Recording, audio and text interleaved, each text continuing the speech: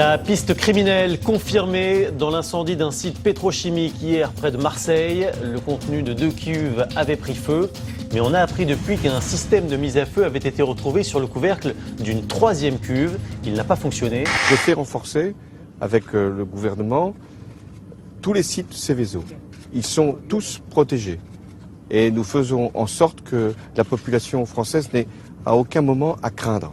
Mais je veux également vous dire que cette semaine, nous avons également prévenu des actes terroristes qui auraient pu être produits.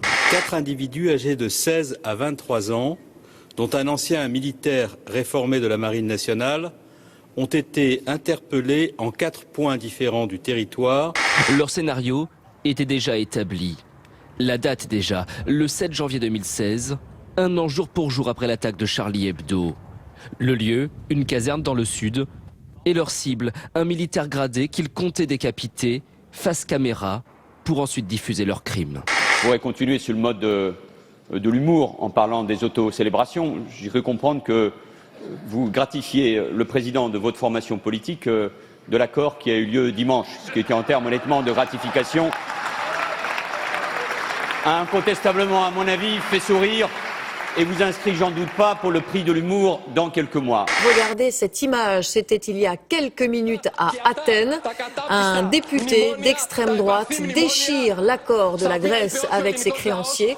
20h hier, place Syntagma, la foule s'enfuit. Des détonations retentissent en plein centre d'Athènes. Devant les hôtels de luxe de la capitale, des scènes de guérilla urbaine. Les policiers anti-émeutes ne peuvent éviter les cocktails Molotov qui s'écrasent à leurs pieds. Qui annonçait son retour sur Twitter, Jack is back. Eh bien, Jack ira à Cuba. Il conseillera donc Raoul, le frère de Fidel, qui lui a succédé au pouvoir à Cuba. Pourquoi ?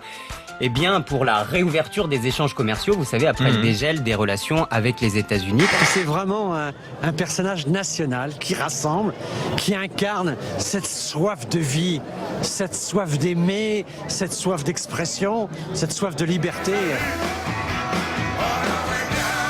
Écœurement en Allemagne, des voleurs ont dérobé dans son cercueil la tête de Friedrich Murnau, le réalisateur du film Nosferatu, inspiré de l'histoire de Dracula, est mort en 1931 et repose dans ce caveau près de Berlin avec ses frères.